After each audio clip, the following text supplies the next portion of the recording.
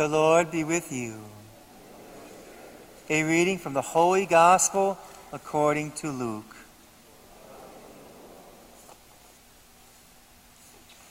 Each year, Jesus' parents went to Jerusalem for the feast of Passover. And when he was 12 years old, they went up according to festival custom. After they had completed its days, they were returning. The boy, Jesus, remained behind in Jerusalem, but his parents did not know it. Thinking that he was in the caravan, they journeyed for a day and looked for him among the relatives and acquaintances. But not finding him, they returned to Jerusalem to look for him. After 3 days, they found him in the temple, sitting in the midst of the teachers, listening to them and asking them questions. And all who heard him were astounded at his understanding and answers.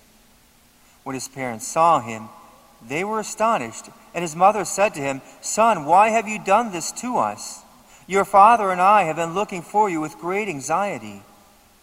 And he said to them, "Why were you looking for me?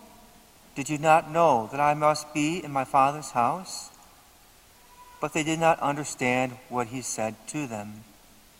He went down with them and came to Nazareth and was obedient to them. And his mother kept all these things in her heart. And Jesus advanced in wisdom and age and favor before God and man. The Gospel of the Lord. Happy feast day, the feast day of the Holy Family, Jesus, Mary, and Joseph. And of course, this feast day and this proposes us the model of the Holy Family, what it is to be a holy family. And not only that, but we got the intercession of the Holy Family. We got a model there, and then the intercession of the Holy Family. So, what is the Holy Family like? Well, first of all, we look here in the Gospel, Jesus was obedient to his parents. Jesus' obedience, he honors his parents. And he's God. You think about it, he's God. He's the Almighty One. And he's obedient to Joseph and Mary. So that's kind of what sets off everything right there. Also realizing that Mary and Joseph have their roles to play. They're chosen by God. God chose each of them. It's kind of like your children were chosen by God for you, and your parents were chosen by God for you. And nobody else can take that place. You know, even when spouses marry, maybe one of them dies and you remarry, the spouse you remarry is different. It's not the same. You're irreplaceable. And so is Mary and Joseph. They're irreplaceable. God chose them to be the parents of Jesus. I mean, think about it. Mary gave Jesus his DNA. Really. That's the awesome thing about it. So Mary's got a significant part to play in it. But he even chose Joseph. And in there is the role model of what it is to be husband, wife, male, female, mother, father, child. All those roles are played in that. So you look at Joseph, you started with Joseph. Joseph remained pure with the ever-Virgin Mary. He remained pure. That's a manly virtue. If you think about it, actually one of the titles of Joseph is the terror of demons. He is the protector of the Holy Family, so he shooes away all the demons. He protects them from all that is evil. He does that by dedicating himself to Mary and Jesus. His life is dedicated to serving them. Well, that's totally different than what the world portrays as men being, right? The world portrays men as being burping, belching, farting people that go around who are for themselves. You know, that's what the way world teaches manliness or masculinity, you know. You go out and maybe you paint your body the colors of your favorite team. And then you go out and shout and make an idiot out of yourself. That's not what it is to be a man. That's not what it is to be a father. A father honors the dignity of his children and of his spouse and his wife. And both, husband and wife, are necessary because they're both made in the image and likeness of God. When that child grows up, they're to look at their parents and say, truly there is a God because God is love. And I see the love that my parents have for each other.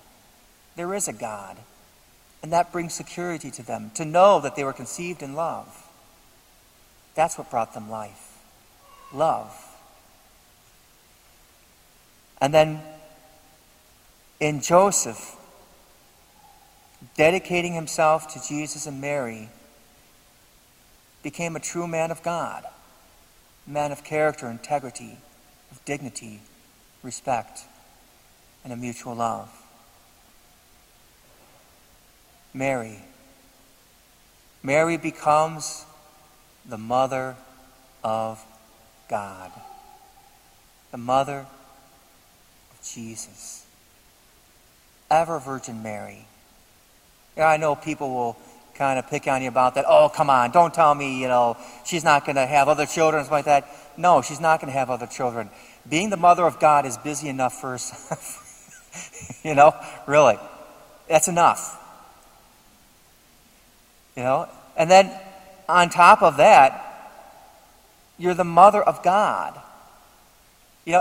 Imagine if your spouse carried God in her womb. Imagine if your spouse carried your Creator, your just judge, the Creator of the heaven and the earth, the one who died on the cross for you. No, you're not going to think of her in that way at all. No way. There's a dignity there that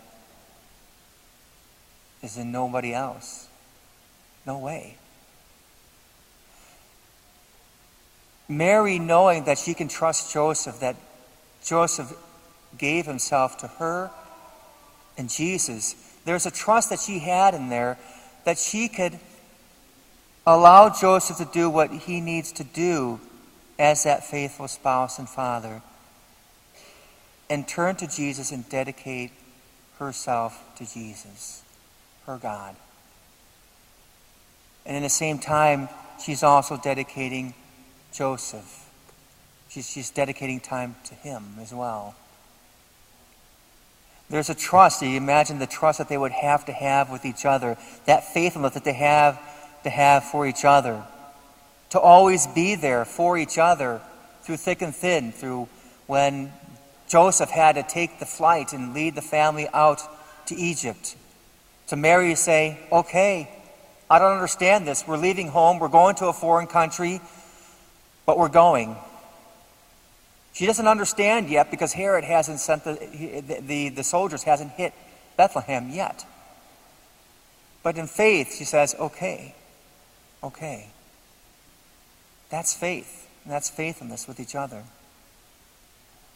She would never lead Joseph to any impure thoughts. She would never lead Joseph to think of her as an object. And she would never think of Joseph as some sort of thing to use either for pleasure. Not in their thought process at all. But fully dedicated to love each other. Jesus, of course, would be obedient to Mary and Joseph. That's why, just one of the reasons why Mary has to be the Immaculate Conception, because he's got to be obedient to her. He's got to be obedient to her. That's his mother. He has to succumb to the laws of humanity. That's why he died on the cross, and the laws of God, the Ten Commandments. That's why he's obedient to her. He's reminding her in this story in the gospel that he will die. She should be reminded of Simeon and the promise of Simeon. Your heart too will be pierced. But the time isn't yet. He goes home with her. His time isn't yet until the wedding of Cana. But for now, he goes home and is obedient to her and Joseph. And Joseph. Joseph was a holy man. Mary, a holy woman, a great model for all women. Joseph, a model for all men, in all the roles that men play. Jesus is a perfect model of children, what children do. The Holy Family is the model of the domestic church, where the family gets to know about Jesus, his love, his compassion, his mercy. The fact that the parents are always there to take care of that child reminds the child that God is always there to take care of them, even when they're out of the home and they're grown old. Even after their parents have maybe passed away, that God is still there, caring for them, protecting them, and guiding them, loving them when they need that love, and giving them that strength where they need that strength. The Holy Family is the domestic church. It is the model of God's love. It is a model that God designed. He designed for us something to raise us up, not to bring us down. When he gives us the Holy Family, he gives us a high standard to look for, not the lowest common denominator. It is a model of love, of compassion. We'll all do this for each other. As children grow older, as they honor their parents and help take care of their parents as they get older. It's a model of love. Jesus left Mary to John the Baptist, and so he left John the Evangelist, to Mary, to take care of and to make sure that she was taken care of. And he was always there. He was there at Joseph's side as he was dying, to die a holy death, to know that God is there through the love that he was there, that he was really physically, for Joseph, God was physically there. And so when you as children are there for your parents, that your parents would know the love of God through you, by the love you return back to them. That's the awesome gift of the Holy Family. No family on this earth is perfect. It's something we strive for. But it's something to look up to. It's something to reflect on as we honor our parents, as we honor our family, to think about how our family does reflect that model. And we thank God that we got family members that can do that. Because not everybody has that. Not everybody has a family that strives for holiness. Not everybody has a family, parents that truly love them. We thank God, especially as Christians and as Catholics, that God gave us the parents that we have.